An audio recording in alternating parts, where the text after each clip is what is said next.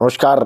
आजकल बिहार की राजनीति में एक अजीब सा शोर है और इस शोर में सबसे ज्यादा बार एक ही नाम उछल रहा है, संजय।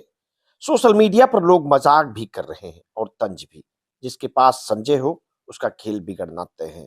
फिर वे उदाहरण जोड़ते हैं, इंदिरा गांधी के दौर का संजय, केजरीवाल का संजय, उद्धव का संजय और अभी सूची में तीसरे चौथे नाम पर आ गए हैं तेजस्वी यादव के संजय। किसी नाम का इतना बार उठना कोई मामूली बात नहीं है। ये संकेत देता है कि कहीं न कहीं जनता, कार्यकर्ता और परिवार तीनों में कुछ ऐसा पक रहा था जो चुनाव परिणाम आते ही खुलकर बाहर आ गया। बिहार विधानसभा चुनाव में तो आरजेडी की सीटें 25 पर सिमटी। एक ऐसा झटका जिसने पार्टी को हिला दिया। लेकिन उससे भी बड़ा झटका अगले 24 घंटे में लगा। परिवार की दीवारें दरकती हुई दिखने लगी, जैसे किसी ने घर के अंदर लगी खुंदक को एक झटके में बाहर खींचकर सड़क पर रख दिया हो।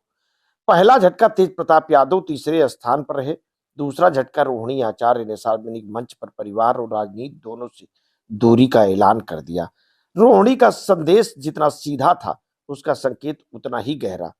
उन्होंने साफ कहा, कुछ फैसले दबाव में लिए गए और इससे संजय यादव और रमीज की भूमिका रही।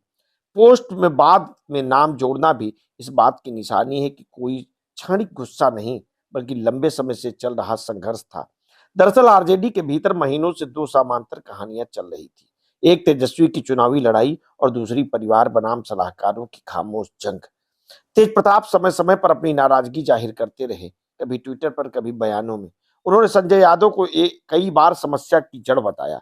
घर के भीतर का तनाव तय और बढ़ा, जबकि टिकट बंटवारे में भी संजय की भूमिका पर सवाल उठने लगे। पुराने नेता महसूस करते थे कि पार्टी उनकी सुने बिना एक नए दिमाग के इशारे पर फैसले ले रही है। रोहिणी और तेज प्रताप दोनों का एक ही दिशा में इशारा करना ये बताता है कि एक कोई व्यक्तिगत छींटाकशी नहीं थी, बल्कि परिवार के भीतर बैठी वर्षों पुरानी बेचैनी थी, जिसने अब आकर ले लिया है रीटेक अब आकार ले लिया है। वहीं तेजस्वी की रणनीति पर भी गंभीर सवाल उठ खड़े हुए हैं। क्या उन्होंने टीम बनाते बनाते परिवार खो दिया? क्या अपने सबसे करीबियों पर भरोसा करते करते उन्हीं लोगों से कटकर जिनके सहारे उनकी राजनीति खड़ी थी? क्या टिकट बंटवारे और चुनाव प्रबंधन में भी कई गलतियों ने परिणाम पर सीधा असर डाला है?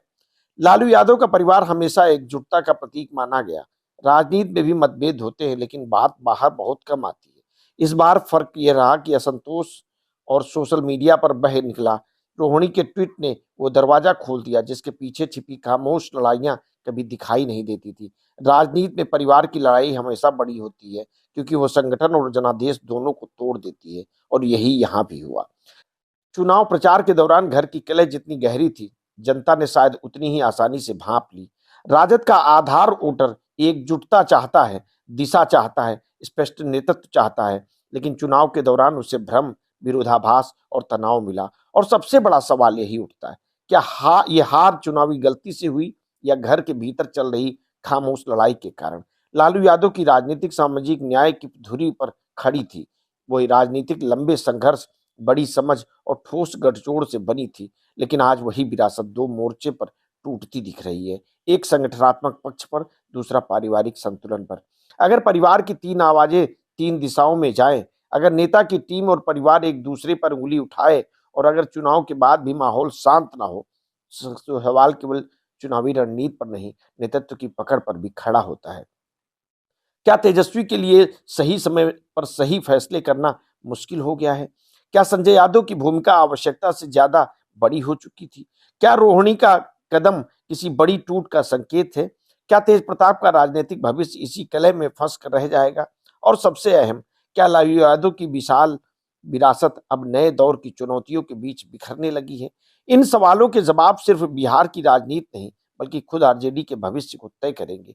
हो सकता है आने वाले समय में पार्टी किसी बड़े फैसले तक पहुंचे, और हो सकता है अंदरूनी समीकरण बदले, या फिर ये सब आने वाले वर्षों में और बड़ा संकट बनकर उभरे। लेकिन इतना स्पष्ट है, चुनाव की हार ने आरजेडी को जितना नहीं तोड़ा, परिवार की दरार ने उससे कहीं ज्यादा चोट दी है। और यही कहानी आज बिहार की राजनीति का सबसे बड़ा सच बन गई है।